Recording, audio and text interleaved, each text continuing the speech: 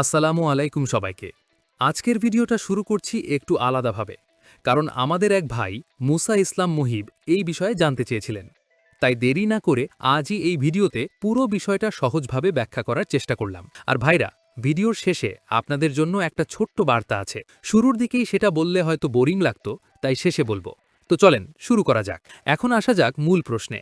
Doctor strange যখন বলেছিল যে সে 14,605,টা টাইমলাইন দেখে এসেছে, তখন অনেকে ভাবে এগুলো আলাদা আলাদা মাল্টিভার্স টাইমলাইন। আসলে ব্যাপারটা সেরকম না। স্ট্রেঞ্জ যে টাইমলাইন্স দেখেছে সেগুলো সবই একই ইউনিভার্সের সম্ভাব্য ভবিষ্যৎ।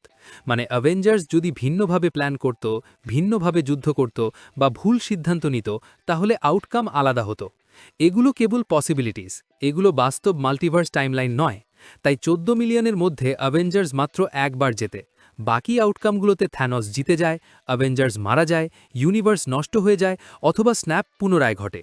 সেই জন্যই ডক্টর স্ট্রেঞ্জ বলেছিল we are in the end game now, কারণ জানত জেতার পথ মাত্র একটা। এখন প্রশ্ন আসে, এগুলো সব ফিউচার আউটকাম হলে কি সিক্রেট ওয়ার্স বা ক্যাং ডায়নাস্টিতে কোনো সমস্যা হবে?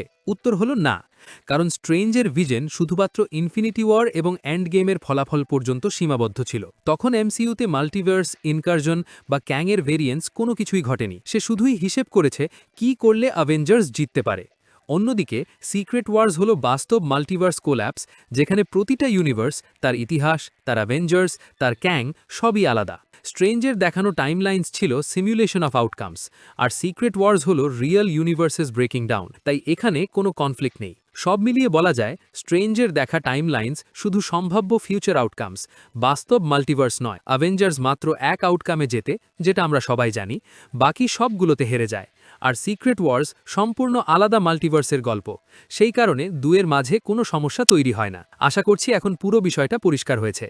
আমি আমার পার্সপেক্টিভটা বলার বোঝানোর চেষ্টা করলাম। আপনাদের কি মনে হয়? ভিডিও শেষ করার আগে আপনাদের উদ্দেশ্যে একটু বলতে চাই, আগের ভিডিওগুলোতে আপনারা যে পরিমাণ সুন্দর রেসপন্স দিয়েছেন তার জন্য আমি আপনাদের কাছে সত্যিই কৃতজ্ঞ। Thank you to all our Hadi ভাইজ ওয়েল উইশার্স। ফেসবুকে যারা লাইক কমেন্ট করছেন তাদের অনেকেরই প্রোফাইল পিকচার হাদি ভাইয়ের, তাই বিশেষভাবে ধন্যবাদ জানাতে ইচ্ছা হলো। আপনারা পরবর্তীতে কি নিয়ে ব্যাখ্যা চান সেটা অবশ্যই জানাবেন। দেখা হবে পরবর্তী ভিডিওতে। Till then, keep exploring the universe.